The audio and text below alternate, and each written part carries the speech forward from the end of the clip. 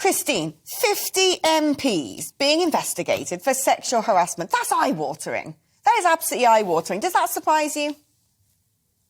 To a certain extent, yes, it does. But I think if there are allegations, then they have to be investigated because, I mean, you mentioned the Angela Rayner story, and, you know, every woman in Westminster has a story to tell about misogyny. Actually, just about every woman in politics has a story to tell about misogyny.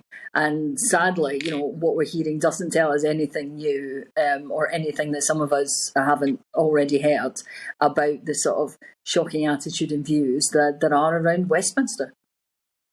I mean, the culture in UK politics, culture in politics full stop, but the culture in UK politics does seem to me to very often involve a lot of drinking, a lot of scandal, a lot of late nights, a lot of impressionable young assistants who regard politicians a little bit like pop stars. Have you witnessed the sort of things going on that make you deeply concerned about the practices in the Palace of Westminster? Well, I have to say, I don't think any of my staff regard me as anything approaching a pop star. I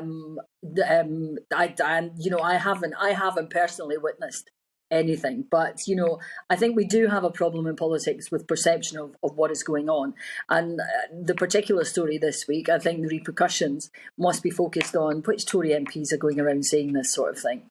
That's the root of the story, and it's the Conservative Party which needs to be, properly called out in this, and not some copy and paste statement on the Twitter feeds.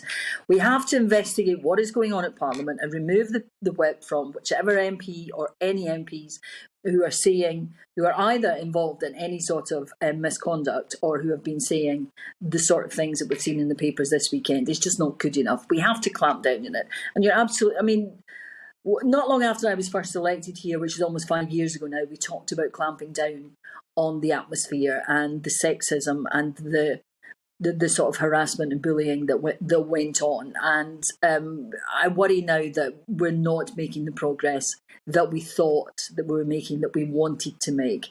And that's not good enough. We have to. But as I say, we need to look at our attitudes. And in society as well, we have to have a better attitude. We have to attack things like domestic violence. And key to that will be making misogyny a hate crime.